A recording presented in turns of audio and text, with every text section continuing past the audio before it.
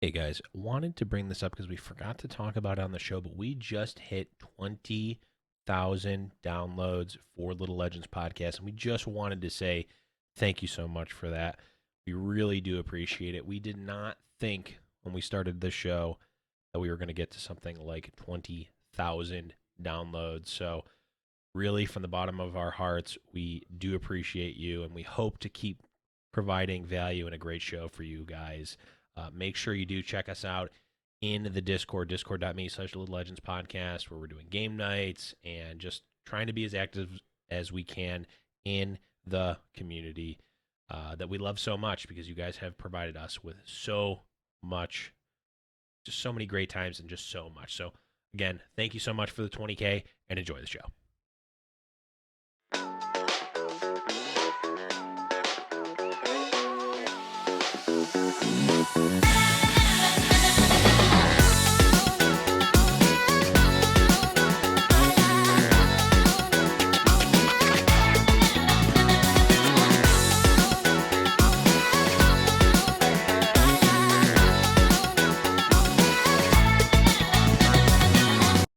Hey everyone, and welcome back to another episode of Little Legends Podcast. I'm just trying to make it as weird as possible every time now.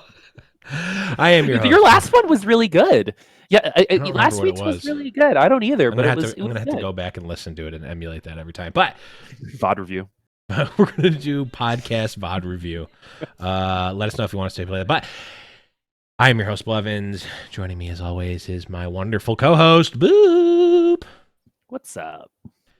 Oh, lots of stuff going on. Lots of stuff. Yeah, lots of stuff going on. All sorts of stuff and things. Yep. Some of which... The Bachelor finale, coronavirus, Super Tuesday 2, tons of stuff going on. Well, it's called... what were they calling it? It wasn't Super Tuesday. It's like Bigger Tuesday or Large Tuesday. It was something stupid. They're like, oh, this is a slightly less Super Tuesday. Lots of Value stuff. Meal Tuesday. Yes, it is the similar yet legally different Super Tuesday. And, of course, that means we're here with episode 31 of Little Legends Podcast. If you're here for Teamfight Tactics, you are in the right place. And if you're here to hear about Set 3, you're also in the right place, because we are continuing our review of Set 3, Part 2, Reloaded. We just had to go all out. If you did not catch our last episode, please make sure you go back and check that out, because we went over all of the origins in Set 3, talked about those. And that was before we had actually played the set. So now this is going to be going over all of the classes, as well as maybe making some updates in terms of our opinions on things, having actually played with them a decent amount. So definitely check that last episode out if you haven't already. But we will be continuing on and finishing out the review here. But before we do that, of course, we have some housekeeping. You guys know, it. We're Prediction Esports Podcast, PREDICTION Esports. Check it out on Spotify and iTunes. Make sure you subscribe there. We really do appreciate that. Of course, guys, join the Discord, discord.me/Little Legends Podcast. We have been as active as ever. We've got our regulars in the Discord on what has, by my record or by my account, been a nightly, at least a couple hours of games. So if you see us in there, feel free to jump down in the chat at discord.me/Little Legends Podcast and get some Set 3 games in. A lot of people are testing. A lot of people are playing. We're having a lot of fun doing that. And, of course, on Fridays, make sure you're already in the Discord, because we're doing game nights. That is the formal day of the week on Fridays at 9 Eastern. You can watch the videos at twitch.tv/GiantSlayerTV. But make sure you're in the Discord if you want to play. And, of course, you can check out the links in the description to pick up your Ready for Battle t-shirts. They are still on sale, but I'm Gonna be honest. I don't know how much Not longer for they're long. gonna be in. Yeah, I mean, We're it's already Galaxies. I was playing Jax in regular game, and he said it over and over. Not even like in TFT. I was playing Jax, and I fed 2. I went 2 and 10, and I think it's your fault. The other one, I couldn't focus. one of his other lines is, "Who wants a piece of the champ?" And I keep saying, "Who wants a pizza, the champ?" It's great. Jax is just great. I'm still on the lookout for the set 3 Jax. Like, who has that line? Who has the ready for battle line? I don't know, but it's got to come naturally. We can't force it. But we do have some really fun ideas for some other swag. So definitely, yeah. If for some reason Patreon just blows up, we'll be able to do something cool. Yeah. But in the meantime, I'm sure whatever we come up with will make absolutely no sense, and that's why it'll be great. And I'm looking forward to see what comes out of this smooth-brained mind The of the Spoop and Blev. smoothest brains out there. Not close. Our cells can't even walk because it's too slippery. And our brains, there aren't caution when wet science everywhere. I don't get it. Maybe See what I did there? funny. See what I did there? It was because my brain was too smooth. All right, let's keep going. Yes, let's keep going and talk about our week in TFT. Boop. What have you been doing with set 3? I've been watching a lot of people play. Nice. Yeah, I just have really enjoyed just sitting down and watching people and seeing their decision-making processes.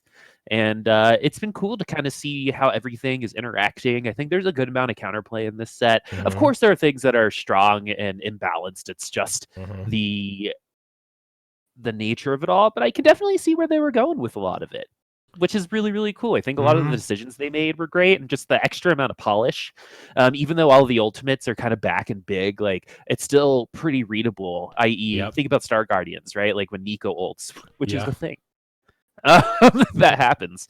Probably the worst unit in the game. But let's go ahead before the buffs. Let's go ahead and use her as an example, right? You've got all these things. You've got Zoe's stun. You got the Syndra ult. You've got the Nico ult. But none of it feels super clogged to me. I think it's still everything still reads as pretty defined, which is awesome. I mean, you look at the difference between even a Lux alt in set 2 versus Syndra in set 3. Like Syndra, it's like a concerted thing. She creates those orbs and then they all shoot out and it's like Lux is it's a big beam. And yes, you see that, but or Malphite, it's Malphite versus Cho'Gath is one that Mort has talked about for a while. It's Malphite just kind of dashes and ults a bunch of people, and Cho'Gath it's big purple circle that pops up, and then giant spikes come out of the ground and erupt and stun people. After the effect as the effect is going off, with some obvious the stat differences, the ult is the same thing, right? It's a big AoE ult. It's the same exact effect it ends up happening, but the execution of it is so much really better. key. It's so much better. It just feels so much, and even Vel'Koz versus Lux. It's Lux. It's one zap, boom, done. And even Asol had Asol in set 1 had the same thing where it's just he sneezes, but even the sneeze felt more because it was I don't know if it was the sound or maybe we just weren't used to it, but Lux, it's Lux wasn't the most egregious offender in set 2, but it's you look at Vel'Koz, it's beam goes out and it's bzzz, across the board. Except it never makes it because the stupid unit dies. He's a piece of paper. But it takes 5 years to ult. Oh my god, Vel'Koz, you enrage me so much. But stupid Shumagorath looking ass. Stupid little piece of crap, little booger coming out of I did to transition a little bit into my week for TFT, I did pull off a tier 3 Vel'Koz. Oh, did not win. hey. I did not win because that stupid piece of garbage never Wow. gets his ult off. It takes I know, right? 500 years. But it was hilarious to see him ult because, man, did he evaporate people. He just completely melted. It was, I don't think it was 6 Sorks. I think it was 3 Sorks, 3 Voids. And I don't even remember what else I had, but it was a fun build. It might have been mechs actually. I had a lot of success with the mech pilot, 6 Sork mech pilot, or like Yeah, a lot of people having success with mech pilot right now. Mech pilot plus Void plus Sorks is like, and infiltrators is like, yep, that's where I want to be.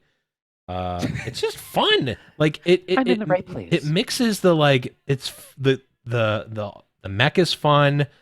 I think eventually, like, I don't know what the best counter to the mech is. Is it Zephyring it? Is it Zephyring it feels good though, that's for sure. It does feel good. Is it Zephyring it? Is it like, do I need to be making giant slayers to get it down? Do I need to be playing like, there's no more glacial, but it's like, do I need to be playing more stuns? Do I need, like, I don't know what the best counter to it is right now, which I think is part of the problem, but it feels like the mech is going to end up being more like Olaf, in the sense that, like, if you don't know what to do, it's gonna dumpster you, and when you do know, it's probably just all right, or maybe at the worst good.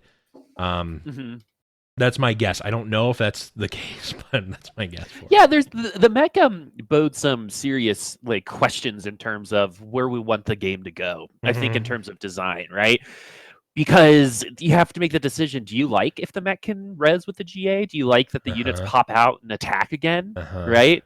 Do you like, is that okay, or should that all be balanced? And I'm still kind of figuring out what is appropriate for something like this, because I think those are legitimate questions after watching a lot of play, right? Does it feel good to destroy this mech and then have to deal with 3 full units with items after that, right? Yeah. And I haven't decided just yet, because I think the mech is awesome. Like, in general, in terms of like thematics, it's just like cool to see, and it's cool to see 2 mechs fighting each other. Yes. Like Gundam style. But I think it's not as easy to kind of say, all right, this is where we want things to be going, because I think you do have to ask the question of if that is fun. Yeah. Right? I almost wish that the mech had a different ult. Not from a balance perspective, because I think that, like, it's got a big stun, which is, I think, is fine. Big AoE stun. I think it's strong, but they can tweak that. But I almost want it to, like, shoot. I almost wish that the mech was more like Asol, kind of, like where he shot out like missiles or something like that. Just from like a thematic standpoint, I don't know. I think the stun is, again, I think it's good. It's just almost like, it's almost like a little bit boring. Yeah. But also the mech is awesome in general, so almost no matter what is on. Well, there might be, like, the cool thing about Galaxies is they could do a Galaxy where the mech has a different power, or like different units make the mech. So I actually kind of, that actually goes down a different path that I did want to get to in this show, which is Galaxies in general. I don't know. Okay, let's start it off with this. Having played the set for a week, or watched play, having been out for a week, how do you feel about Galaxies right now? When I saw them, I thought it was awesome, right? As like a casual player and viewer, right? Like when I saw I have not actually seen Nico yet. I've seen it get played, but I haven't gotten it yet. But I have gotten the 4-star first carousel Galaxy twice. And I think, like, for me, it's exciting to get, and I like the kind of direction it forces you to think about the game, right? Is, okay, now do you do it? Do you just take the 4 gold, since gold is so hard to come by now, or do you like start building your carry? And I like the decision making, and that a player has to be able to start in a bunch of different ways, right? So I started equating Galaxies as kind of different mulligans in Hearthstone. Sure. Right? And it's like, all right, if I get these cards, then I do this thing. Right. And then I started getting more and more excited about the more Galaxies to come, which I think they should definitely be showing up way more. Yeah, so when I first heard about it, my initial thought, without knowing what the galaxies were or anything, just like there are going to be random galaxies. My first thought was like, "Oh, this really sucks for competitive play." that was my that I was don't my think that initial thought. anymore at all. I have kind of waffled back and forth a little bit on it. And I actually made this tweet. I put this tweet out on the Little Legends Twitter at LIL Legends Pod on Twitter, by the way, which asked, what do competitive TFT players think about the concept of different galaxies specifically for competitive play? And I tagged just about every competitive player I could think of and tried to get some visibility. Of course, got exactly 69 votes. Nice. And the options were Galaxies will ruin it, Galaxies will make it better, Galaxies change nothing, or other, and then reply. Overwhelmingly, 59% said Galaxies make it better, with only 11% saying that it ruins it, with about 20% saying they change nothing, and then 10% of different replies. Most of those replies were different variations of it depends on what the specific galaxies are. I originally thought, man, this is going to really, if not ruin competitive play, it's going to make it much more down the Hearthstone Yogg-Saron scale of like, well, guess we have this random galaxy and someone got the high roll. Great, they win. Which stinks for competitive play. Now, after having played with the galaxies we have now and read about the galaxies and also heard Mortdog talk about sort of the philosophy of galaxies, I've definitely tapered that back to, okay, these are just kind of fun because like if they're random if you get them and it's random what they are, but it's equally random, right? It's not like, oh, well, one person starts with 50 gold and another person starts with nothing. It's everyone has the same random thing happen. That concept in general, I think, is okay. And actually, it's fun. I have found myself, granted, I'm not a competitive player, or at least not like a pro. I don't care. At the end of the day, if I lose, that's fine. I'm not trying to win a tournament. I find myself being like, man, I want the stupid Nico Galaxy. Like, I want the Nico Galaxy. I want the 4-cost Galaxy. I want something. I think they do need to be careful with those, but if the Galaxies maintain those sort of parameters, then they're going to be fun, if nothing else. And it's not. I think it actually will reward high-level players because if you play more games and it's like, okay, like you said before, Boop, is it better to sell your 4-cost right off the bat, or is it better to build around it? Well, if you've played that universe 10 more times than anyone else, you're going to have a better understanding of what the best strategy for that is. So you're actually rewarding that. It's just like knowing different opening plays, right? In a lot of games, there's aggressive and control, and you get to decide, and identifying how to start, I think, is one of the hardest things when it comes to, you can pick up any units, you try to synergies, but like I think there's a lot of pressure in the Teamfight Tactics to start well. Yeah. Unless you're inting on purpose, but like to kind of have a plan and always have a plan and be flexible, right? We're asking a lot in order for you to be really good at this game. Yeah. And I think what Galaxies do is it kind of gives, because since the base game is the same, right? It's not like all of a sudden everyone starts with 5 units, right? The Galaxy could be that. Or it everyone starts with a mech. Like, what if everyone started with a mech? Ooh, more. Put that in. Everyone starts with a mech. I want that. I want that now, by the way. Or maybe certain synergies don't exist, right? But it's very important that the Galaxies maintain the fact that everyone starts the same. And I think that's like the biggest difference between saying, oh, it's just more like Yogg-Saron, because Yogg-Saron, right, didn't really have a lot of counterplay, and it was 10 mana and came at the end of the game, right? So I think it's a little bit different than that. I think it's a little bit closer to kind of like chess, on which openings am I presented, Right. right? A little less so because, yeah, of course, it's not like that. But Mm-hmm. I think you know what I'm getting at. Yeah, It's for sure. more so the fact that I identify that this is the best play for this particular universe, and in this kind of lottery of 5 universes, right? These are the strategies Mm-hmm. per universe, and since it's not like totally different, right?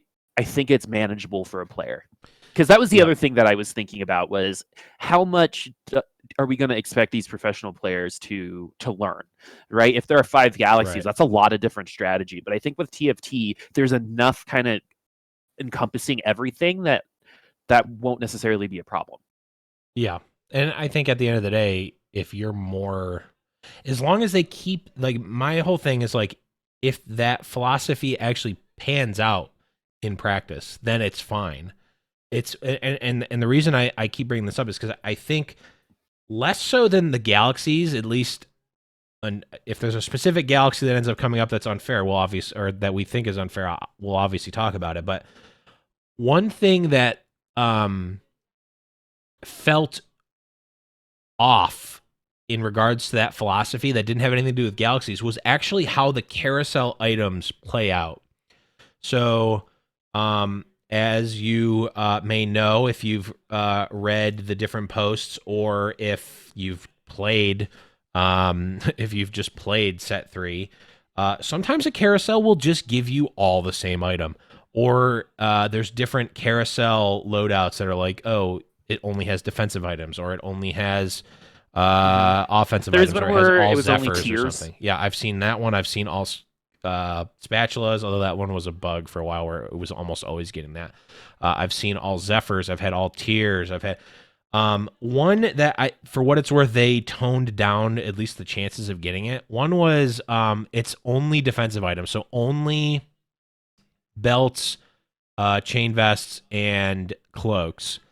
And I think in the same vein, I think that they need to be careful about those on the carousel specifically, because yes, everyone is presented with the same randomness. Like everyone, it's like, oh well, yes, you only got presented with defensive items, but so did your opponents. What's wrong with that? Well, here's the thing that's wrong with that is that that's not at the beginning of the game that's happening.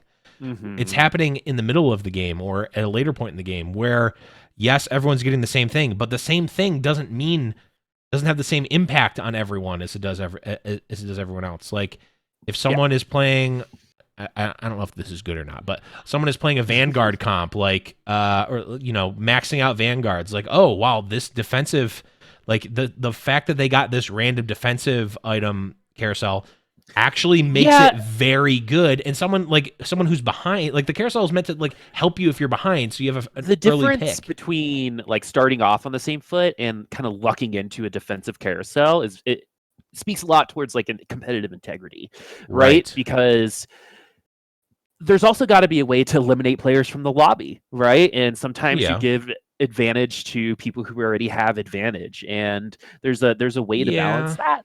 But I think what you're speaking towards is one of the biggest challenges, right? Is what is the appropriate amount of RNG, right? When does RNG manipulation turn into luck? And I think that's just kind of going to be an always thing when it comes to TFT. And right now, the mid-level carousels are a little on the fun luck RNG side, right? Oh, awesome! I'm going. I needed a Valkyrie unit or something. I don't know. Right? That is true. Especially like, well, here's the problem I have with it though. Well, maybe not. I'm literally thinking this through on live on air, but my thought is like, okay, if let's say that it's a regular, traditional carousel, and it's a late game one, so there's 2 5-cost units, and like just a random smattering of regular items, right? Not leaning towards one thing or the other. If I'm in last place, even if like those 2 5-cost item or those 2 5-cost units aren't, man, I keep contradicting myself. Maybe it's not bad. I've convinced myself that maybe it's not as bad as I thought it was, but it's still, I don't know. It might just be part of the randomness. I need to think about it more. It I felt. mean, What I'll like, say is, would it felt you? bad the first time it happened because I'm like, none of these items are remotely useful to me, and like the whole thing is like, and the philosophy behind it is like, you need to be able to adapt to what you get, or Yeah. like put yourself in a position to use something. It's like, the times where you're like, man, all I need is like a sword or a glove, and I'm really good. And it's like, you don't get it. It's like, that feels bad, but you make do with it, right? If it's all Hmm. defensive, man, I don't know. I Well, I it's don't just one know. of those scenarios, right? I mean, Yeah, and the same thing with other things. You don't need to be good at all the galaxies, right? right. It's kind of that. Oh, what are in play? What are which ones am I going to focus on? So if I get this, I'll win it, right? That's kind of Right. what Overwatch League and Hero Pools reminds me of. Is Hmm. all right. This is a week where all the characters we're bad at are banned. That's Right. great. So now everyone's playing my meta. This is my domain. Right. And that's definitely a possibility with different kinds of galaxies where certain players are just going to be better at certain versions of TFT, right? Um, but I think Yeah. the biggest thing, right, is you don't ever want RNG to like taint competitive integrity, right? Right. That you don't want a winner to come out and have someone say you didn't deserve that, you just got lucky, a la Hmm. Paveling Book, Yeah. right? Yeah. And well, Paveling Book is like one of the most amazing things that Spectator have. things. Yeah, and I was in the front row there live when I saw it. It was Yeah. crazy. Man, for context, guys. So there's a Hearthstone player named Pavel. I think it was like 3 or 4 Hearthstones ago, World Championships ago. 3 or 4 Hearthstones ago. Back. We marked Yeah, the passage of pre-Hearthstone. time in Hearthstones. Yeah, BC, before BH, before Yeah. Hearthstone, Yeah. where he played a Babbling Book, which was a 1 cost. Needed a polymorph. Got the polymorph. Ended up Yeah. winning the whole thing off of some RNG, right? I want to And cast a spell. Spells are fun. So fun. yeah, so I love that he card. he won off RNG, and everyone, it's like meme. It's a meme now, right? Like it doesn't Right. feel like to some people, like he earned it. He just got lucky, and I don't ever want a winner to feel that way. And that's the Right. one thing I hope they take into consideration when it comes to these galaxies, right? Is you got to let this be legit, unless that's not what you're going for, right? Unless what you're going for is, fun stuff and you want stupid stuff like that to happen, right? That's totally Yeah. cool. Yeah. I just yeah, I guess it's not too different than what it's been for the carousel. Like, someone is going to benefit from. Yeah, I don't I mean, know. because like if you think I about it, don't know. every game anyway, the carousel with the complete items is going to be more beneficial. Or if Dragon Right, that's has true. right, Dragon Yeah, has a spat item that you can't use versus a Bloodthirster, yeah, that's for true. the other That's person, right? true. Like that, all that stuff is like built into the game. Yeah. But because at that point in the game there are already so many other items, it Hmm. balances out a little bit better that way. But Galaxies might unnecessarily add a little bit too much sugar, right? Yeah. I think that the closest thing is eating too much Halloween candy, right? Hmm. Because it can be fun. Variety is awesome and different strategies. Because one thing I did get bothered with the first 2 sets actually is how things got kind of repetitive. It was like the Yep. same game over and Hmm. over again. Yep. And with Galaxies, you're taking that away. And I think that's good for casual players. It does mean Yeah. a little bit more work for competitive players, but it can't be a crux, right? Oh, this is an issue. Oh, we'll just make a galaxy to fix it, right? Right. That can't happen. That really takes away the competitive integrity. But Yeah. in the end, right now, the way I see it, when I see the 4-star carousel, it was really cool just to see how different the game was and how Hmm. different people interacted with their units, because you could more confidently say what you were going to run potentially, right from Yeah. the beginning. Say you get an Irelia at the start, right? And Hmm. other people get something worse and just sell, but because gold's so hard to come by, like I said before, right? Those are things that are really exciting to me, and those are all strategy that's based off of the galaxy you got. Now we're talking about middle carousels, right? Where a lot of the Hmm. crazy stuff starts to happen. That's where I think the balance issues could happen in terms of RNG, but I don't think we can say right now because there's just not enough, proof on how much Yeah. that this is affecting. Right? I know that's kind of a cop out. Well, yeah, I just my premise was like, let's say all the carousel is all Zephyrs, right? Yeah. You never know that that's going to happen, so it's not like I can do anything to play around that, which is the premise of like, oh well, the forecast galaxy, like you're presented with something, react to it. You can kind of do that with a forecast, like if it's like the carousel before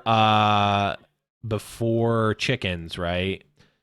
Or like the one before wolves. It's like, what are you supposed to do when you know everyone has a Zephyr now? How do you react to that if you're like committed to like your Jin carry or something like that, or like some comps are going to be becomes more important. It does, but some comps are going to be more heavily hit by something like a Zephyr, and especially when everyone has a Zephyr. Like if one person has a Zephyr, they committed a bunch of items to it, right? They committed to potentially useful and other item combinations items. They also are one out of 7 total people that you can play against, so it's not that impactful until the late game. When everyone gets a Zephyr, like some comps are going to be more heavily hit than others, which makes it feel less even in terms of like everyone got this, yes, but the impact on everyone is not the same.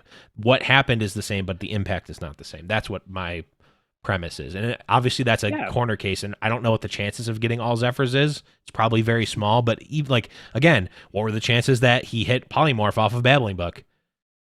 Astronomically low, and it was in a very high like, and then you factor in the fact that like, what are the chances that they got Polymorph off of a Babbling Book in that important game at that point on stage? Like very low, very very low. But when it happens, it's like you talk about it forever, and it feels bad.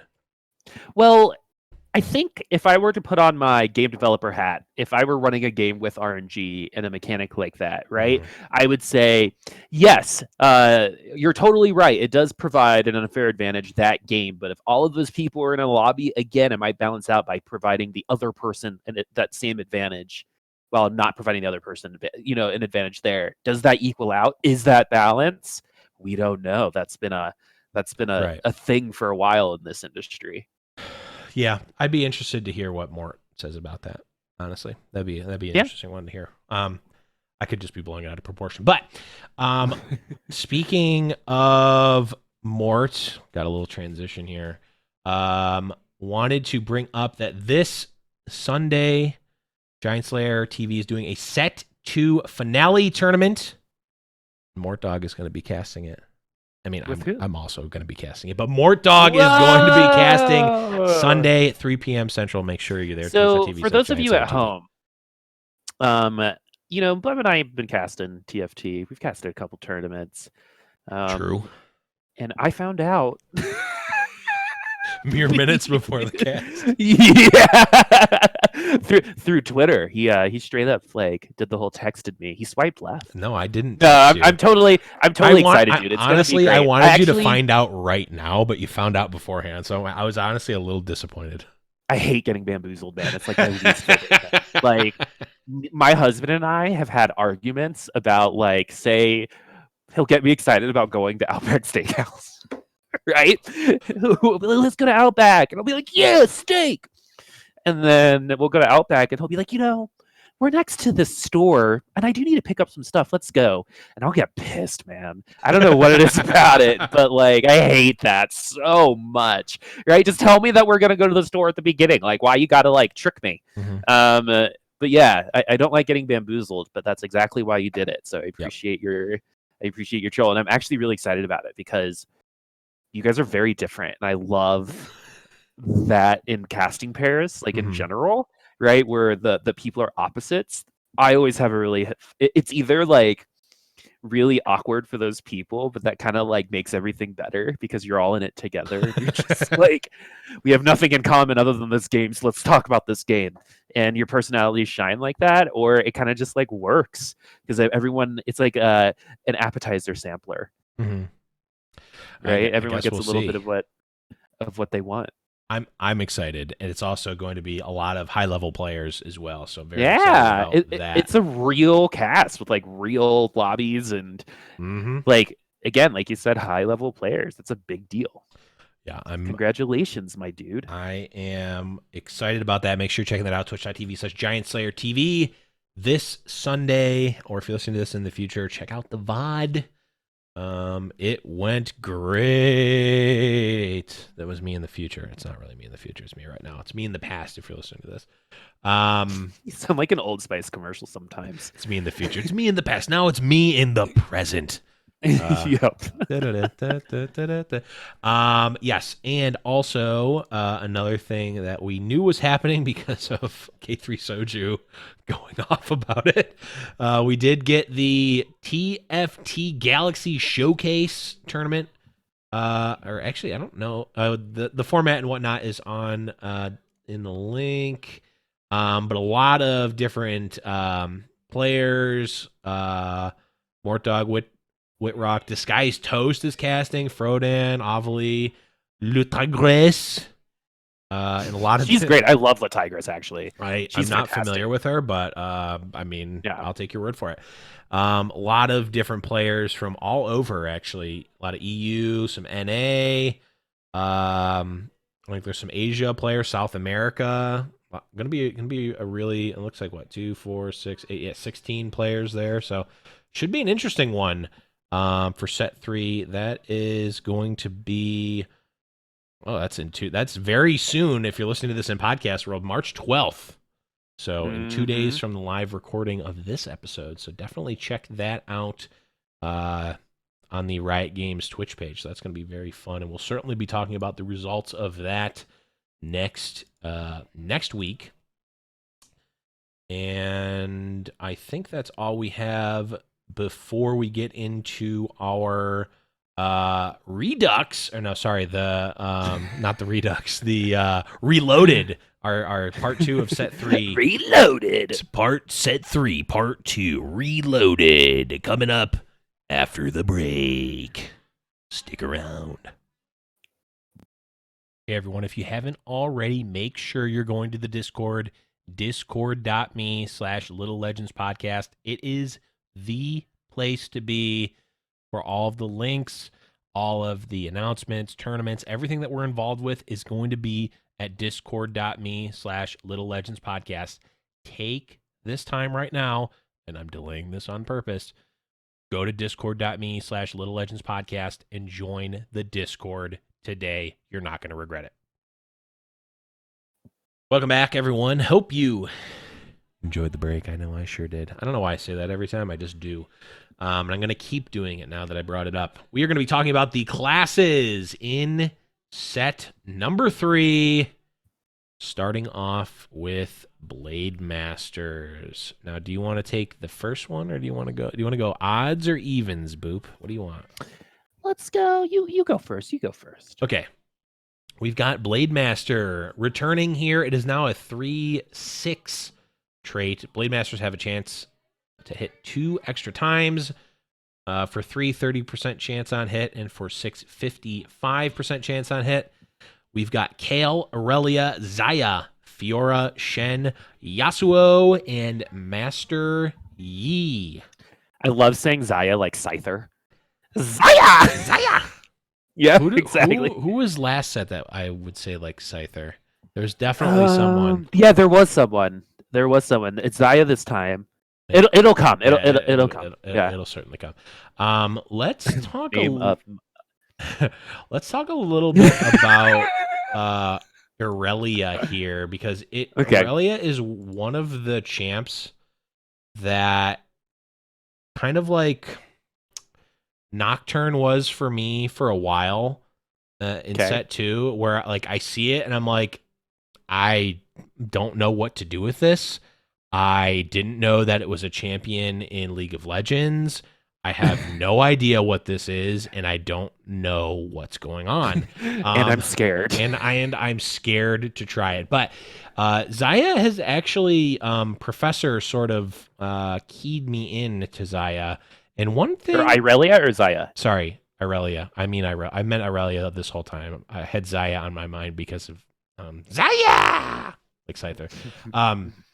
I'm talking about Aurelia here. Cybernetic Mana Reaver, Blade Master.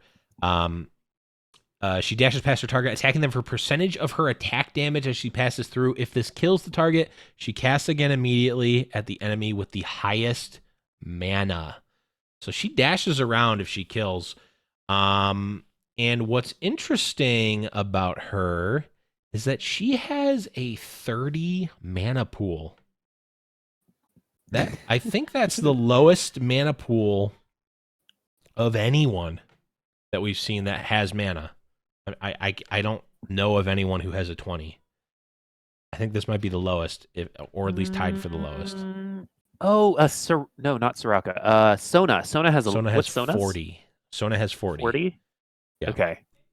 Well, then, yeah, I think you might be right. So she is interesting, and I think she seems like one that is gonna, if she hasn't already been unlocked, she seems like she's one where, like, if you get the, like, once we figure out as a community what is the right mix of items, I feel like she's gonna be the, like, Exodia of, like, oh, you stacked an Aurelia, it's just gonna go off. I've already seen YouTube videos about Exodia Aurelia. Yeah. Right, Reset Aurelia. Yep.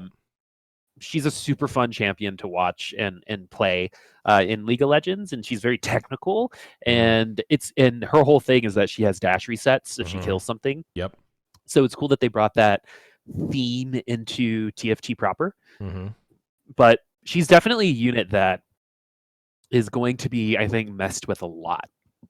Because it's 4 cost, right? And you kind of want her to achieve that dream, right, of the many resets, to do what, like, Echo does without having to stop time.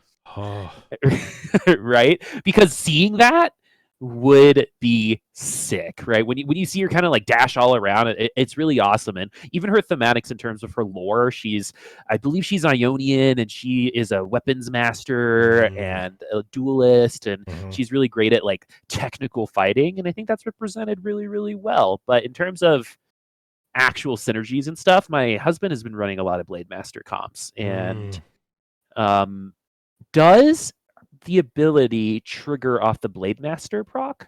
So does it count as an auto attack? It does, right? I don't know the answer. Based on the wording, it doesn't sound like it is. It just says dashes past her target. Oh no, it does say attacking them.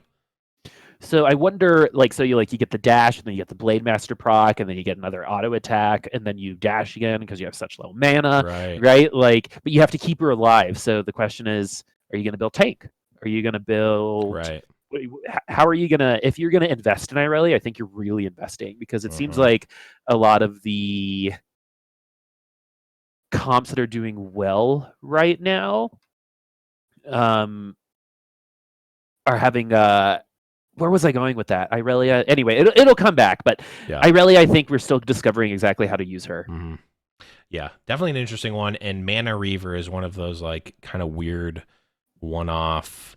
It's not a one-off, but it's a weird ability. Why is my mana white? Yeah, it's just a really weird. It's a weird synergy that, like, I don't think and, like, it's a weird synergy, and also the units that have it are, like, in such weird places compared to each other. It's like you've got Darius, who's a space pirate Mana Reaver, and it's like, what the heck does that go with? And then you've got Celestial Mana Reaver in Cassidon, and it's like, do I go space pirate Celestial? Like, there's no crossover there either. It's like, it feels like this in multiple places, but Mana Reaver specifically, it just feels like, what? Like, where do these line up? I think it was built in there to try to block you from hitting, like, 4 Mana Reavers, right? I think they're trying to lock you into just a 2-person class as, like, a balancing type of situation. That's what I was. That makes sense. And I don't hate it. I think that's a good idea. It's just, it feels weird because it has seemed at least a lot of places, like, it's like, okay, all these classes and synergies sort of flow together, and it's like, okay, well, I can, like, here's the connector piece, right? Like, here's the Gangplank connects gunslingers and blade masters, and other examples that I can't think of off the top of my head, but like, you know, like we're connecting these two comps together to make a more cohesive comp. So, yep. Yeah, I like it. Next, I like it too. I like you. I like you too, Boop. Oh, thank you. All right, next up is Sorcerers. Sorcerer. All allies gain increased spell power. 2, 20%. 4, 40%. 6, 80% increased spell power. This is one that's already been touched by the nerf pad. It is Annie, Zoe, Twisted Fate, Vel'Koz, Ari, Lux, and Syndra. This version of Ari is way worse than set 1's Ari, in my opinion. Because it seems like her... same thing, though? I know it feels way worse, I think, because of the animation. Just feels so much slower. If it is the same thing, it doesn't feel that way. Gotcha. Yeah, I don't know. Yeah, it does feel who do you slow. want to talk about here? It does feel slow, right? I mean, we already talked about stupid Shumagorath looking ass. Let's talk about someone else. Shumagorath looking ass. Pick someone else, Boop. I don't want to talk about him. He's disappointed me too much. Okay, I love him and I also hate him. All right, let's talk about Twisted Fate, because I feel like that's the one I see the least. Fun fact about, well, I'm assuming it's a fact. Jimmy the Shovel said it, so I assume it to be true. Depending on the item that you get on Twisted Fate off of the first carousel, you can lose to the first creeps. Because of how his cards shoot out. Like, if you get bad RNG on his ult and you have a bad item on him, he can die to the first round of creeps. Oh no! I don't know if they tweaked him to not do that, but that's what Jimmy said. And I'm assuming that's true. It takes a good amount of effort to die in the first round of creeps. Yeah. Yeah, he's definitely different than he's different than in set 1, obviously. He's got a new ability, wild card, where he just throws out 3 cards that go in kind of a cone and they do damage. Pretty basic. Yeah, so one of the coolest builds in regular League of Legends, it's like a troll build that can work sometimes, like the one time it works, you think you can carry with it all the time, is attack speed. And that's how a lot of people have started building Twisted Fate in TFT. And so I think that's kind of like how you want to lean in, especially since it's chrono. Something that we didn't really see in set 2 was, I remember there were a lot of item holders in set 1. Yes. Right? Like you'd have Nidalee hold items, or you'd have Fiora, I think was probably the most well-known item holder, and then sell them and then move them on. I think chrono, I think Twisted Fate could potentially be like that. Yes, definitely. As you wait for other units to come online, since he's so cheap. Yeah. It's almost like he was designed specifically for that. He probably was, because like Chrono is attack speed, which makes you think AD, but Sorcerer is spell damage, which makes you think spell damage. So he plays both of those cards, pun intended. So like he does both. So he's a 1 cost, so you're probably not going to want him to be your carry anyway. So he's almost like the perfect item carry, because you can put items on him, and whether you go AD or AP, you're good, because he's going to be able to benefit off of both, and then you just sell him and put him on whatever carry you end up with. So really nice, I think really nicely designed, like not super powerful, but a really good sort of like set piece for multiple, sorcerers and chronos, both of which I think are very good right now. Yeah, I think Chrono is a really cool, just in general, class. I like what it does for the game, like especially how it can put a sorcerer like TF into a space where you can use auto attacks. That's really cool. All right, Protect us. Yeah, Chrono. Yeah, we'll talk. No, we talked about Chrono. Wait, yeah, we talked about Chrono last week. It's interesting because again, like there's Chrono Brawlers, and and Chrono Sorcerers and Chrono Blasters. It's like those are just all over the place. So the like multiple Chrono build, actually, you have to really think about what you're doing. But Protectors here, Protectors gain a shield scaling off max health for 3 seconds whenever they cast. 2 is 20% max shield, and at 4, which is all of them, is a 35% max shield, max health shield. We've got Nico. Rakan, Jarvan the Fourth, and Xin. Notably here, that is all it's one cost, two costs, and a 3 cost, so nothing expensive here. I know Professor TFT, who is a regular in the Little Legends podcast Discord, has been doing a lot of hyper rolling with these units. Hyper rolling is something that is harder to do because of all the money you're not making. Right. You're like real committing to that hyper roll. But Nico, Rakan, Jarvan the Fourth is in Zao. Let's talk about Rakan. Rakan.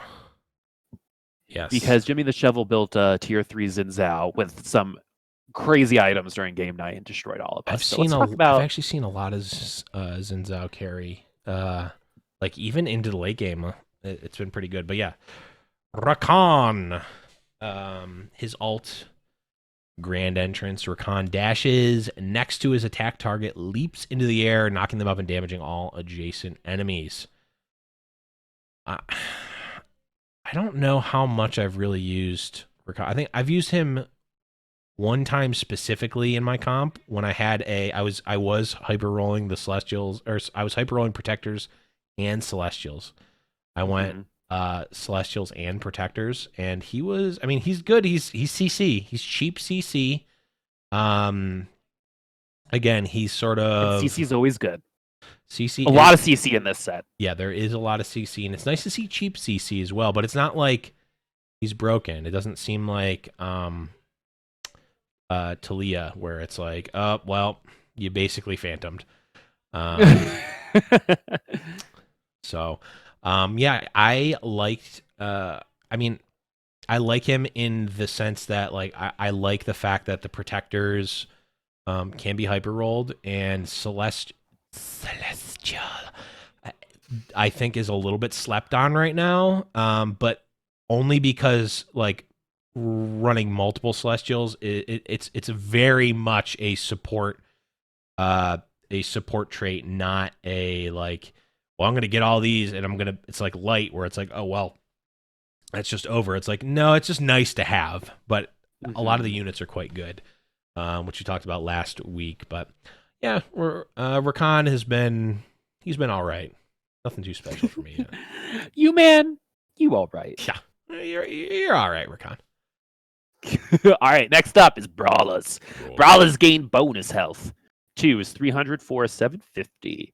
Cho'Gath, Vi, Blitzcrank, Malphite. I think this is like the simplest class there is. It's from set 1. 3 of the 4 are the same. Yeah, right. Exactly the same.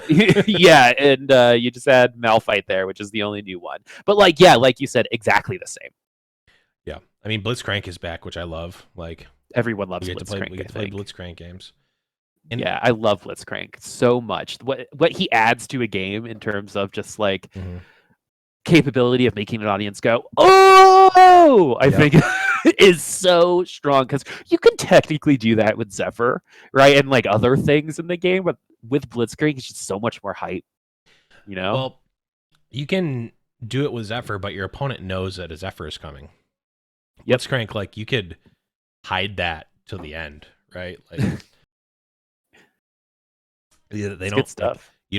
Like, you don't even necessarily, like, you can hide it in your shop, right, until the last second, then buy it and then immediately move it in. Like, like, your opponent's like, oh well, they have a Zephyr, so I can just, roll the dice. But it's like, they don't even necessarily like I said last week, like, seeing like just a solo rank 1 tier 1 Blitzcrank pool, like a Draven or Jinx back in set 1 was just like the best, right? And I'm already seeing it. Being the person with the Blitzcrank, it's awesome. Going against it, you're like, damn you, Blitzcrank, because it's your fault. Yeah. Right? Like, I feel like that's like one of those high level, like intermediate to expert player type things is Blitzcrank, when you finally realize, okay, every round I have to think about Blitzcrank. Yep. Right? Because of just his place in the game, right? If I'm not thinking about Blitzcrank, I'm not playing optimally. Yep. That's just how you play now. And he'll get you free round wins when people aren't thinking about it. So yep, because like sometimes they're so busy hyper rolling and like thinking about items, right? The next thing you know, your carry gets pulled, and you're like, oh, Okay, well, Also in the early game when like everyone usually puts it on their left side, so like it's pulling opposite that. But like if you put it on the right side, if people are playing around it, like the other people playing Blitzcrank, you can really get people if you just put them on the opposite side. So it's a hard world out there to play around Blitzcrank. But if you're a Blitzcrank player, you can get some real value there. All yeah, right. totally. Let's move on to snipers. Snipers deal 12% increased damage for each hex of distance between themselves and their target. And at the two piece is just that is active. that is it. And then we've got Caitlyn, Ashe, and Jhin. All of these are pretty interesting. I will say Jhin, I think early on, people were talking about Jhin being really, really good. We can look more into Jhin because Jhin actually has a passive where Jhin converts each 1% of bonus attack speed he has into 0.8 attack damage, and every fourth shot, Jhin deals bonus percent attack damage. So he, like, if you can get some good attack speed on him, like, he hits like a truck. I've definitely seen carry Jhin like really dominate people. That being said, I think Ashe ends up being the more dominant carry. She is much more like set one Ashe. Her ult is much better. Her ult is much better than I think set two Ashe. I mean, obviously her traits are vastly different than in either set. Yes, got that celestial. But again, like the celestial trait, like if you can get one other celestial, she at least like you no longer like have to run a blade. Sorry, not blade, a bloodthirster or something like that. If you don't like, it's a small amount of healing, but like it's something. So you can like max out on damage, which gives her more healing, right? Or attack speed, and like her ult is also very, very good. I really think that Ashe is turning into one of the like premier sort of carries, and she's 3 cost, which is nice. I feel like a lot of the carries. Has she been 3 cost in every set? No, she was 4 cost in set 2. Right. Yeah, she was 3 in set 1 though. Yeah, I think this puts her in, I think, a more interesting spot where like she is really good with like Spear of Shojin, Rageblade, obviously still good. All the attack speed items are going to be good with her, but like you can put a little bit of AP on her and do more with the arrow, and just seems really good. Jhin, I think, is more of a commitment. Like Ashe, like you don't necessarily need to run Ashe as like the hyper carry. She can just be a good supporting like secondary carry. Jhin is more like you're kind of building around them, and it can get countered pretty hard. It sure can. Well, and I think that's why like utility is never like the fanciest. Everyone wants to do a bunch of like, so for example, in one of my D&D campaigns, I'm playing a homebrew gunslinger, and I'm functioning as a ranger, and basically I just do like a bunch of damage, but like that gets boring to me. Yeah. After a while, right? And eventually I started realizing that balance-wise, it's really good here early on, but once everyone has like 800 HP, it's not going to matter, right? So I think Jhin kind of falls into the same thing where earlier on when there's less HP, it's fine, but once everyone's just kind of beefier, right? Everyone has like a little bit more time to get to the Jhin, it can be harder to carry that through to the end game, more so than the Ashe, which gives her team a stun. And I think that's just, the biggest difference there, as well as the celestial trait. Right. Yep. For show. Next one. We good? We Gucci? We Gucci. Vanguard! Vanguard's gain bonus armor. See, I can't do the voices. I'm not as good. I mean, were you going for like a... Vanguard! 260 armor! I have like 3 voices. 4! It sounded like you're doing like a... Vanguards, I give you 40 armor! Yeehaw! Yeehaw! We got 250 armor Vanguard over here. We got Wukong, Mordekaiser, Poppy, Leona, and Jace. The anticlimactic single syllable and always gets you. Yep, exactly. Jace. Wukong, Poppy, Leona, Mordekaiser, and Jace. What do you want to talk about? I You want mean, to talk about Jace? I mean, we have to now. sure. Let's talk about him. All right. Jace. Drop the To the Jace. skies. Jace jumps into the air and slams his hammer, dealing magic damage to nearby enemies. Space Pirate Vanguard. So, I was watching my husband play, and he happened upon a 3-star Jace with, I think, a jeweled gauntlet, a Rabadon's death cap. And he literally just one-shot the back line because it was one of those moments too where he was like excited because he had just completed like his Chrono Blade Masters, like everything was in place, and he just happened to come across this level 3 Jace and just destroyed him. So all that happiness, awesome. all that love, just gone. Yeah, that's my Jace story. But I haven't really seen Space Pirates all that often. I've tried to force it a couple of times. I'm either doing it wrong. I'm probably. Well, I actually did see Lothar running it on his stream right before coming on this podcast, and it was like Blaster Space Pirate, and he was doing it. He got second. Oh wow, nice. Yeah, I've tried to do Carry Darius, which is very fun because he jumps around. Yeah, Carius. But I mean, I think a streamer will be able to do it better than me, and I can live vicariously through them. I'll see myself out.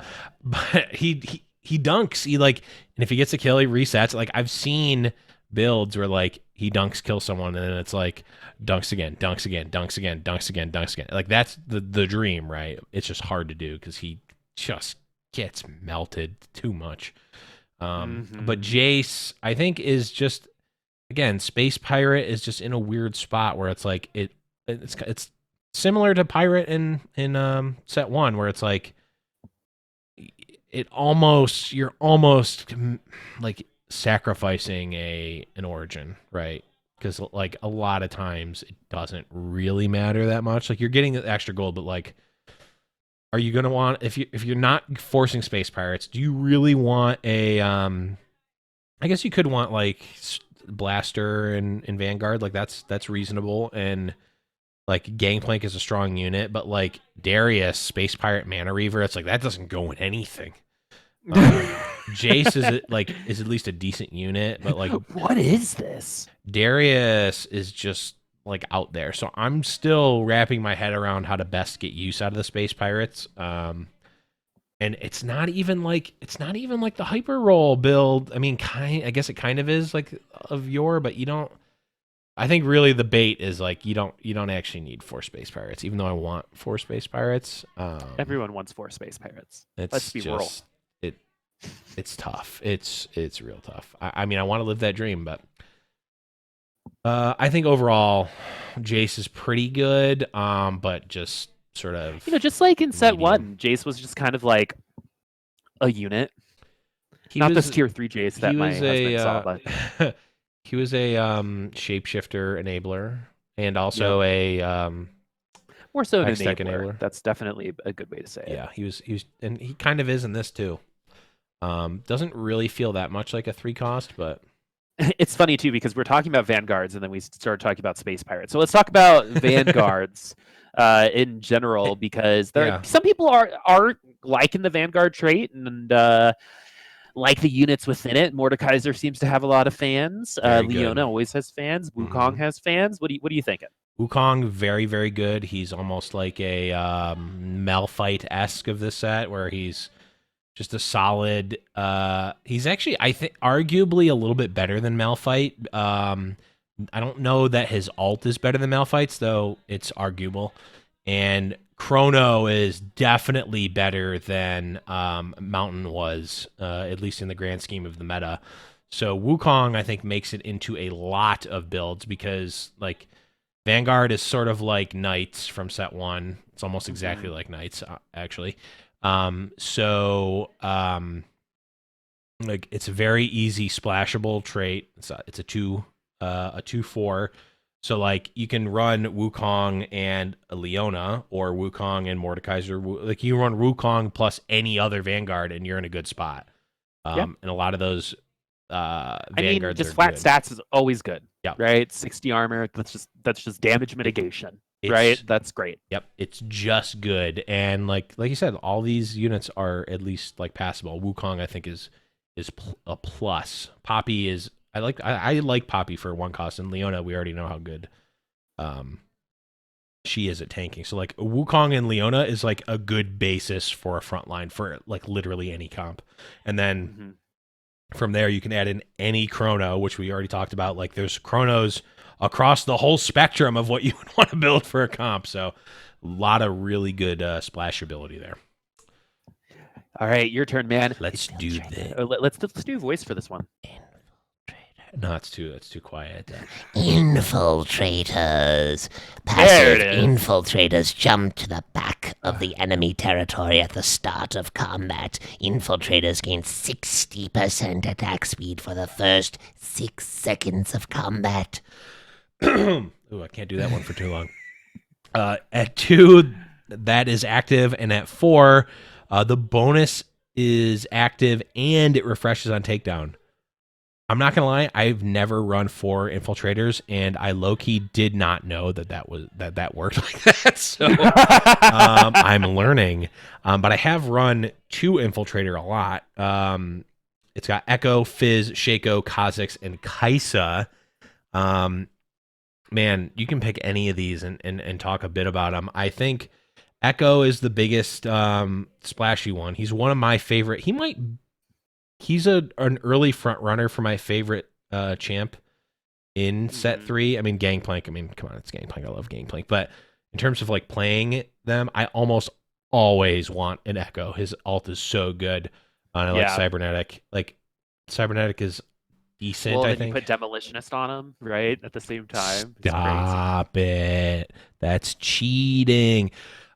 Fizz is another one where like Mech Pilot is one of my. The ult, his just regular ult is great visually. Yep. Yeah, that one is that's like the perfect like I mean, again, it's like popping ult, a pimple, right? or cracking your back, right? But this one with the fish will kill you. Right. So, and it just like anytime the fish one shots, right? It just feels good. I really think they did a good job on a lot of these like specific units. Like I think there's still a lot to say about the different classes and origins, right? But when it comes to the units and making the units look cool and feel good, I think a lot of them, I think that is a success so far. Yeah. There's only one that I don't really get, and that's Sona, which we'll talk about next. Oh, I love Sona. In terms of just like everything so flashy, and then there's Sona. I love Sona. But anyway, for infiltrators, I think you're right. It's just you have to have an assassin type, and these guys jump forward. But it seems like the different infiltrators will show up based on what other origins you're running, right? Because I've seen Kai'Sa come up for Blade Masters to give Kayle the Valkyrie. Yep. Right. I've seen carry Kai'Sa as well. Yeah, then you get Kai'Sa and then Echo there at the end, maybe. But there's definitely a lot of options here, especially since you could do Infiltrator mech if you want. Yep. I've gone Mech Pilot, Sorcerer Void. And then that just gives you Infiltrator with Fizz and Kha'Zix, which I like. I've seen Shaco carry, which is pretty strong. I like, man, I think it's a tough ask to go for Infiltrator, but I mean, it's like the type of thing where like when a set first comes out, it's like everyone's doing the level 1 stuff. It's like, okay, let's do the vertical comps and like, let's do like the vertical and then do like a little bit diagonal from that. It's like, okay, we'll go into the thing that like connects there, but it's like, you know, Blender was like, we're putting Blade Master on Nocturne. It's like, that's not vertical or what, like, you know, we're finding that, and it's like you can make units an Infiltrator.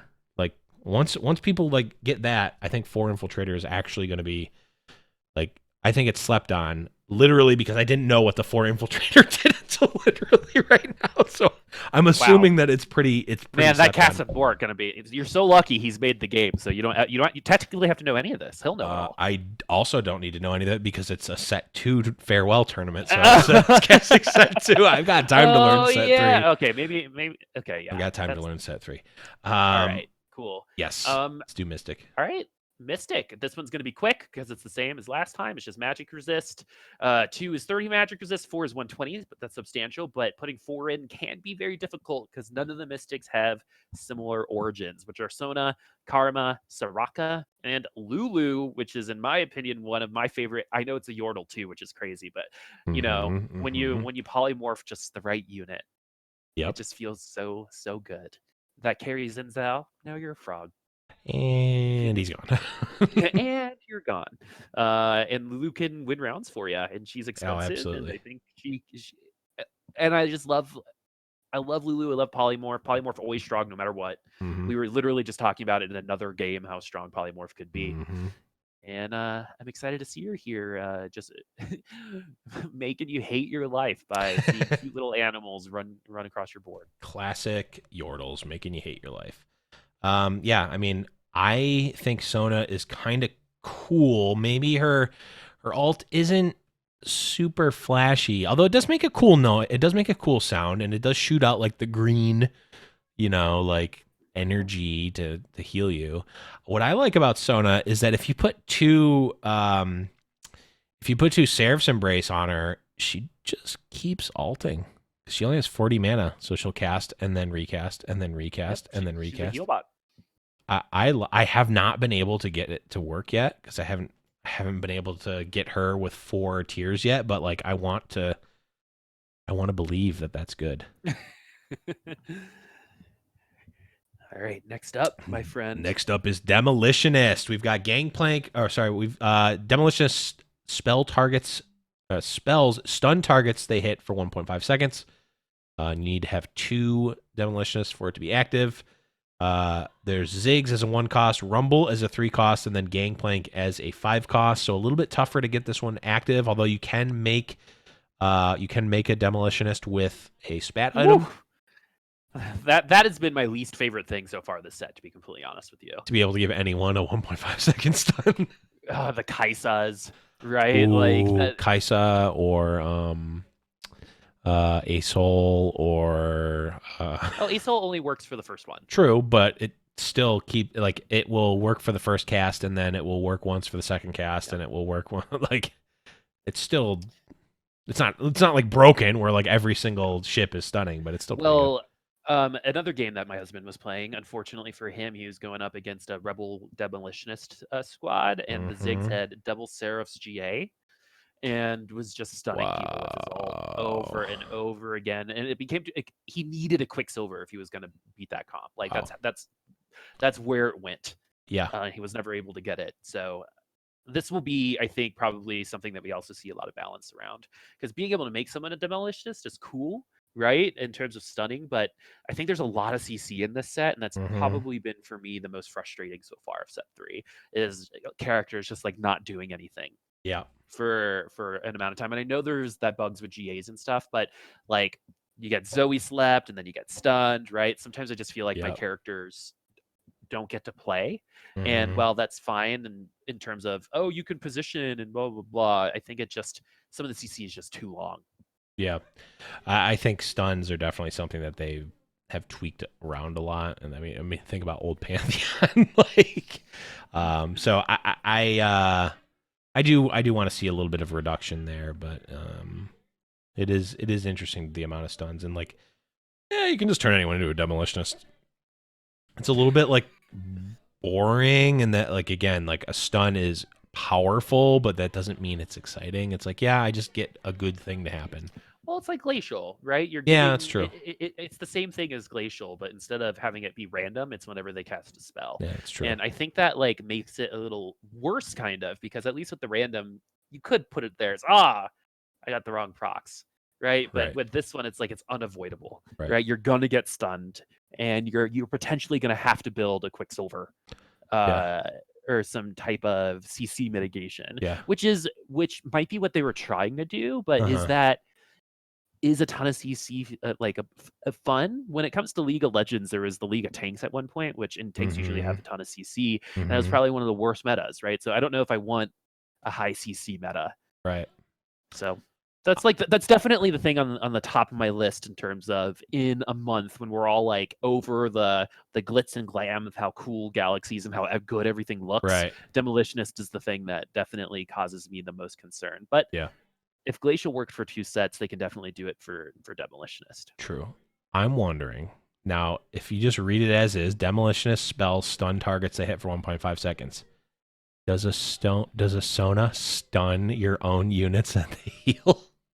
Because it should, based on the wording. Yeah. It should, based on the wording. Well, Mort did say that there's definitely some wording that's confusing on some of the units, like Irelia. So they're probably going to. I mean, but here's the thing, though. Here's the thing: the chances that someone has built Demolitionist on a Sona are so low. Because, like, why would you ever do it? Obviously, you're never going to hit your opponent. So, like, you're literally actively trolling your own team by doing it. But I don't know. I want to see. I kind of hope that if it's not in, that they put it in. Well, it could happen. So you get like a Sona off carousel with a spatula, and then you already had. It could happen for sure. Yeah? I think it's unlikely.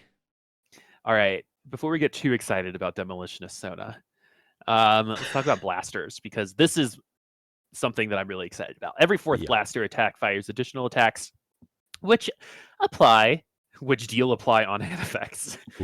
2 is 2 additional attacks. 4 is 5 additional attacks. It looks real cool, by the way. And the blasters are Graves, Lucian, Ezreal, Jinx, Misfortune. I've seen a ton of really cool and very different Ezreal builds throughout a lot of different comps. His ability is actually really interesting. I really like it. That he's kind of like an attack speed, but his ability is ability power. So like with Jeweled Gauntlet, it's just really good. And you can just build him however which way. So that's definitely the unit that I like seeing, and he's Chrono, but I think the ones that we're seeing a lot of are definitely Lucian like before, and Jinx definitely finding her spot in the meta. Yep. Jinx Brawlers is back, folks. I mean, Misfortune is just a cool unit now. Like, her alt looks better with like the lasers. Yeah. I mean, blasters, gunslingers, folks. Like, it's the same thing. It's the same. A lot of the units are exactly the same. Actually, 4 of the units are exactly the same from set 1. Yep. Graves, Lucian, Jinx, and Misfortune. Yep, 100%. And now we've got Ezreal in the mix as well. We don't have Tristana, and we don't. Poor Gangplank is not a blaster here, but that's okay. It's definitely one I've seen a lot of. I mean, it does obviously increase the value of, your Hushes, your red buffs, your sword breakers. Those are all good. And then obviously, Jinx doesn't feel as strong as she did in set 1. And I don't know if it's because we haven't found the perfect build for her yet. If I'm trying to go too much in the Rebels category, if I should just do like Blitzcrank Jinx and not care about the rest of it, or if I haven't got it. It seems like it should be good though, right? Like Blitzcrank Jinx is just like it's a bread and butter. Well, and as TFT gets older, we'll have a lot more of these like bread and butter comps that'll appear throughout sets, right? Yeah. That'll be gone in certain sets where they don't really fit or might be too underpowered or overpowered. But having these bread and butters is always good, right? That's why having Blade Masters for a 3rd set is fine. It's something familiar, right? Something like Blasters is familiar for people. And because I think a newer player will gravitate towards Sniper or Blaster before they go to Demolitionist or Infiltrator. Yeah. Right? I think but there's actually statistics there. I wonder, based on account usage or maybe games, like what are the most common comps for like new players, right? What are people like gravitating towards? Because I bet it's Star Guardians. It's got to. I bet you it's I bet you it's all of the big vertical comps. Like it's Star Guardians, it's Sorcerers, it's Blade Master. Or no, Blade Master's not actually a big one. But all the 6s, I think. But in general, it's good to have bread and butters out there, and Blaster I think definitely represents a theme that you can connect to and build items for that makes sense. Yep. Right? That can kind of all encompass things for you. So that's why I like them. And I think the effect looks pretty cool. It's probably the most clogging effect in the whole game, but I don't really care. The lasers look awesome. Yeah, the lasers look great. The lasers are really good. I'm going to group 2 of these together just because they're all 5-cost units and they're sort of one-off one or two offs here. The first one is Mercenary here, and Mercenaries can be paid gold to upgrade their ability, and it's a 1. It's a 1. You don't It's need the to. lux of this set. It's it's kind of like the luck. Yeah, it's pretty much the lux of the set. The like super crazy thing like the that special changes how your like shop works. Yeah, So she basically, can get yeah. defense or wider area. A Misfortune can get like a wider area on her ult. Yep. It's 8 gold, I think, for the upgrades. Yep. You can get a shield too. I think they all it's the have. most They both expensive. have the same ones. What do you think the first 10 gold thing's gonna be? Eventually, there's gonna be something that's 10 gold. It's going to be Tom Like mech Kench. upgrades, maybe? I don't know. It's going to be Tom Kench eating units in your shop to get stronger.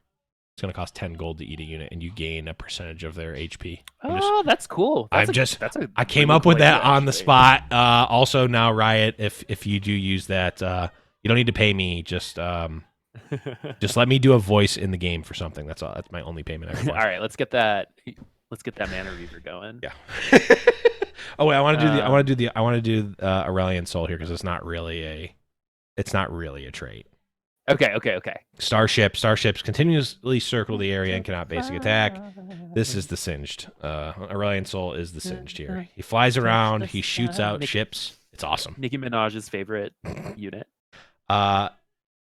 Aurelian Soul is probably the most fun set in the unit in the set.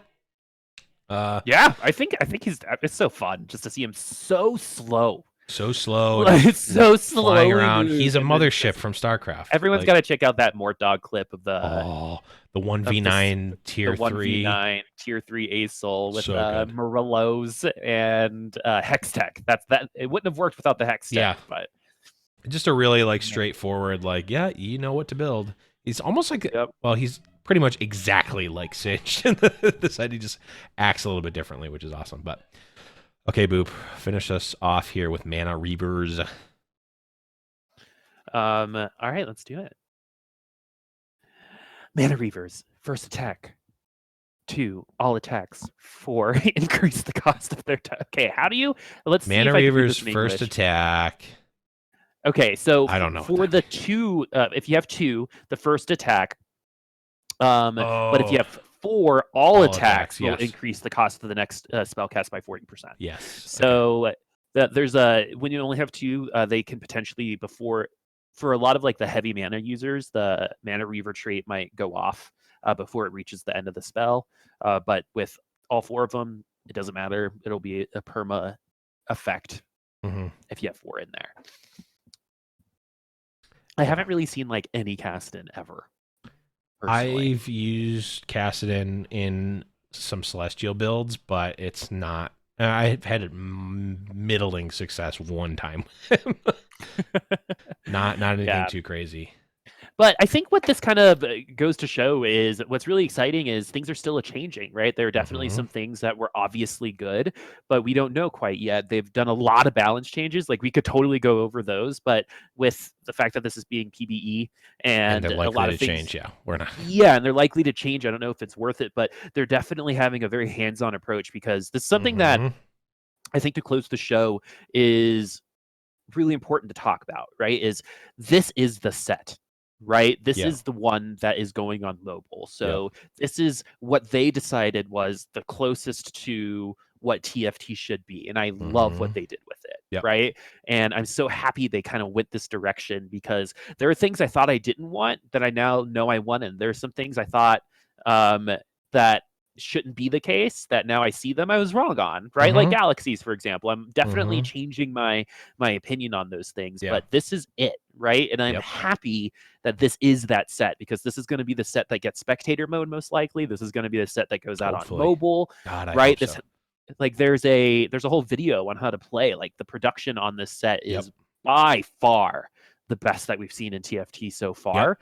And I'm happy that this is what everyone's going to see. That's basically it. And that's my question to you is this what you want, right? Is this what you want release to kind of be like? It's not real release, but this is going to mobile. It's going to be the widest audience. And this set's going to be the first interaction for a lot of people. And are you happy about that?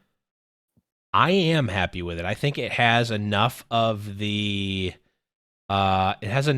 like straightforward, like you don't need to be a pro TFT player to figure out these comps. Let's have our vertical, like, Infernos in the last set or whatever. It's like, here's your vertical comp. You can build this. Like I was telling one of my buddies who was learning how to play, he's like, what should I be building right now? I'm like, okay, every unit that says Inferno, buy that one and put them in and get as many Infernos as you can in. That's just a good way for someone who has no idea what is going on to get something that's at least somewhat powerful, and you can kind of get that and understand that. There's some of that. The aesthetics of it are great. I mean, maybe some people don't like space or whatever, and that's fine. I will say, and we didn't really touch on this, but they changed the pictures on the cards from the actual in-game models back to the portraits, which I'm going to be honest, I didn't like that when I first saw it on one of the like mobile streams that Mort did, and I'm like, I don't like this, but I can get used to it if people really like this for whatever reason. But like, I did not like it, and a lot of people felt the same way. So I'm really glad they went back on that. There does need to be. I did notice with a couple friends of mine that it is hard for them to identify the units like on a carousel, based off of their cards, and so that was what they were trying to solve. Yeah, but I think how Underlords does it, where it's just the unit, right? I hate that. If readability is what you're looking for, you got to go that direction. I don't think you can kind of go half and half. Yeah, and I just so hate because the way it is actually a, I think, an issue with new players, like new players like you, right? Where you don't know, because I don't know what an Aurelia is. I have no idea. Yeah, exactly. When I'm like, all right, put the Giant Slayer in Zenzao, right? He's like, put the what on the what? How? Right. and these names mean nothing to him. And so, and for Hearthstone players, it's like when you're like, all right, when you play that the dragon dude, right? if I were to say Cobalt, it wouldn't mean anything to you. Right. And so I think they were trying to solve that in terms of readability, and they can definitely be better, because I don't think those portraits actually do transfer for some of those units.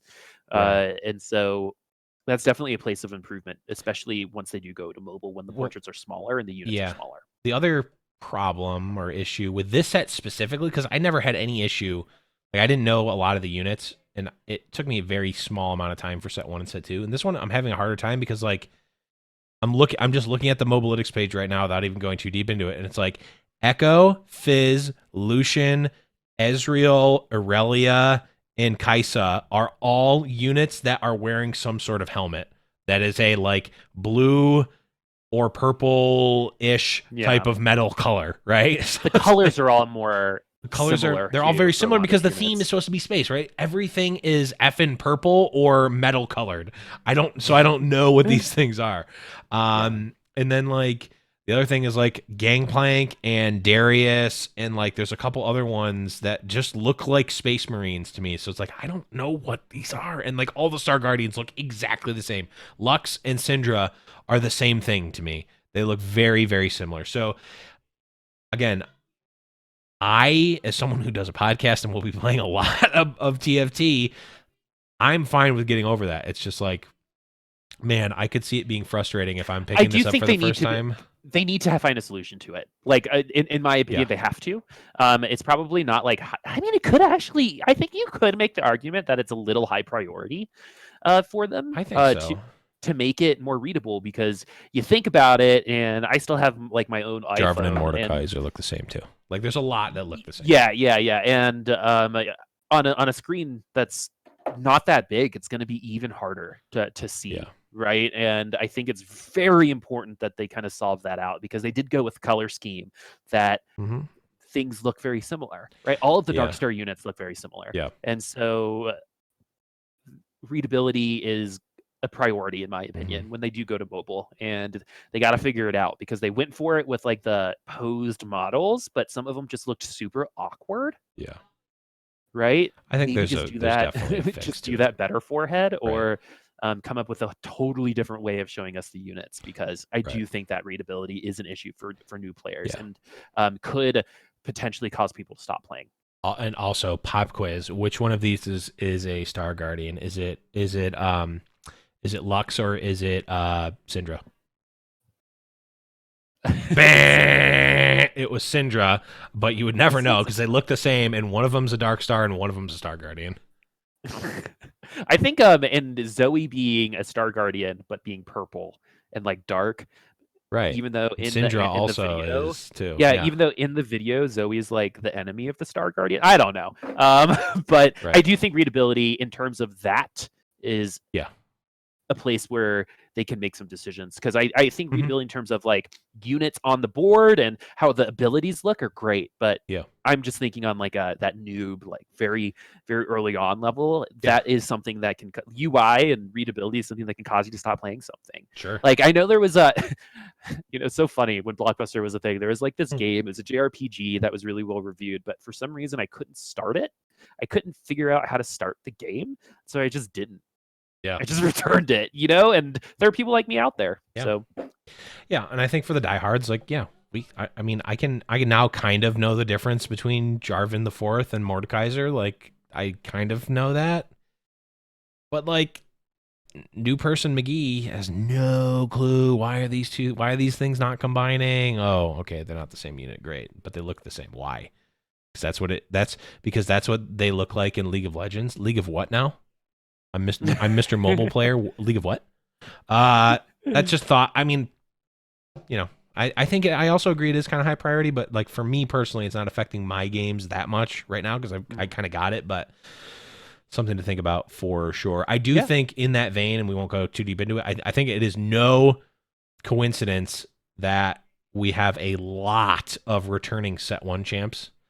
I think that they were tying the themes together. It's not like, hey, set 3's out, brand new, completely new thing. Forget everything you learned in the first 2 sets. It's like, nope. Here's some old stuff. You know what it does. You know exactly what Cho'Gath does. Same exact unit. And it's so awesome to like go into something new with some things that are familiar, right? So for us that have been here for a while, it doesn't seem like we're learning something completely different for the third time, right? I think that's really important too. But yeah, overall, I think I'm happy. I'm happy with the set so far. Same, very happy. And the last thing that I'll say is that like I'm noticing these like holes. It's like, man, there's nothing here that connects these comps or something. Guess what? There's going to be, Boop, other units added to the set later in time that can fill these gaps. I'm very excited. And Galaxies too. So very excited for that. But let us know what you guys think in the comments. Let us know what are your favorite origins and what you like about set 3. What's your favorite comp and whatnot. That's going to be it for this episode. We'll definitely be going deeper into the Little Legends tasting in probably the next episode, but we're out of time. Well, I mean, because there are some competitors in this set, so I mean, there are multiple instances. There are 2 squinks that can possibly be like two different. I think ones. the S tier just got bigger, ladies and gentlemen. Find out the S who is has for made squink, it into the S tier on the next episode of Little Legends Podcast. Blev, where can we find you? You can find me. Just go to the Discord, discord.me/Little Legends Podcast. I'm in there all the time, so go there. Or you can follow me on Twitter if you want at @the_Blevins, but I wouldn't. I mean, if you want to see what other stuff I'm doing, but I mean, just find me in Discord. Boop, what about you? At Boobasaurus Rex on Twitter, and you can find me on the Discord as well. Sometimes I just like asking random leading questions and just letting the community. I never respond to them. I'm just like, "What do you guys think of this? I like this," and then I never say another thing again. And just see what happens. But no, the community is great. Please come join the Discord. There are a lot of people. There are people playing right now. Yes. And the lobbies are always open. Always open. The lobbies are always open. And make sure you guys are following us, the show, on Twitter at LIL Legends Pod. The Discord, like I said a million times already, YouTube, all that good stuff we got. We're going to try something out new next week for YouTube content as well as Twitch content. So we will be experimenting a little bit. I won't give it away yet, but definitely check us out on YouTube as well. But that's going to be it. Thank you, everyone, for listening. Enjoy set 3. But for Boop, I am Blevins, and we will see you guys next week. Talk about some more TFT.